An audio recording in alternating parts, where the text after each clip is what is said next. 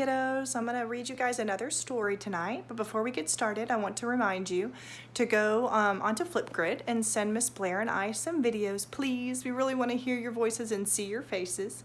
It makes us not so sad because we're so far away from you guys. I hope you're enjoying your time at home and doing good on your online learning. And now I'm going to read you another Australian book. My aunt and uncle are from Australia. I think you guys know that. And this is another book that I read growing up all the time, and it's called Possum Magic.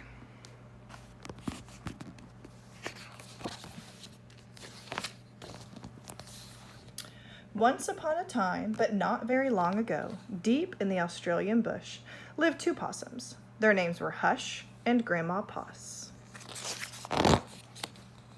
Grandma Poss made bush magic. She made wombats blue and kookaburras pink. She made dingoes smile and emus shrink, but the best magic of all was the magic that made Hush invisible. What adventures Hush had! Because she couldn't be seen, she could be squashed by koalas. Because she couldn't be seen, she could slide down kangaroos. Because she couldn't be seen, she was safe from snakes, which was why Grandma Poss had made her invisible, in the first place. But one day, quite unexpectedly, Hush said, "Grandma, I want to know what I look like. Please, could you make me visible again?" "Of course I can," said Grandma Poss, and she began to look through her magic books. She looked into this book and she looked into that. There was magic for thin and magic for fat, and magic for tall and magic for small, but the magic she was looking for wasn't there at all. Grandma Poss looked miserable. "Don't worry, Grandma," Hush said Hush. "I don't mind." But in her heart of hearts, she did. All night long, Grandma Poss thought and thought.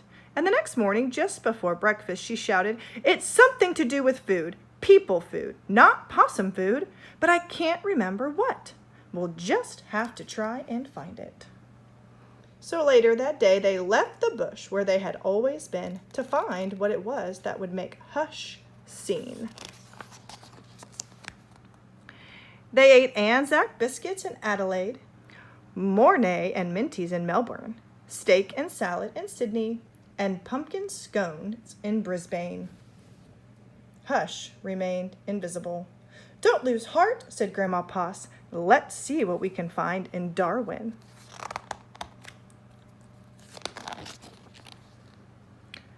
It was there in the far north of Australia that they found a Vegemite sandwich. Grandma Poss crossed her claws and crossed her feet, and Hush breathed deeply and began to eat. "A tail, a tail!" shouted both possums at once, for there it was, a brand new visible tail.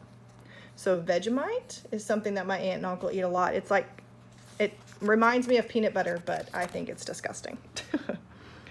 Later on a beach in Perth, they ate a piece of pavola. Hush's legs appeared, and so did her body.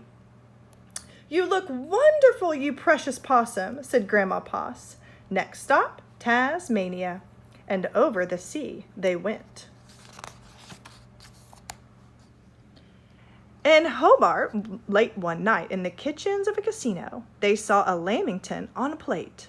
Hush closed her eyes and nibbled. Grandma Poss held her breath and waited. "It worked," she cried, and she was right. Hush could be seen from head to tail. Grandma Poss hugged Hush, and they both danced. Here we go round the lamington plate till early in the morning.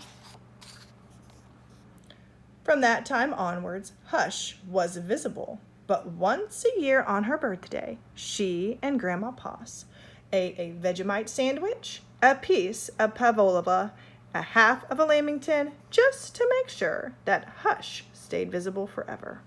And she did. Well, I hope you guys enjoyed that book from Australia. It always is one of my favorites. Actually think I'm going to reach out to my aunt and see if maybe she'll read us another book from there and we can hear her accent, because I know some of those words I don't say correctly. And it's interesting to hear her talk, because to me she sounds Australian even though she was born in America. Well, I hope you guys have a good evening. I miss you. Bye.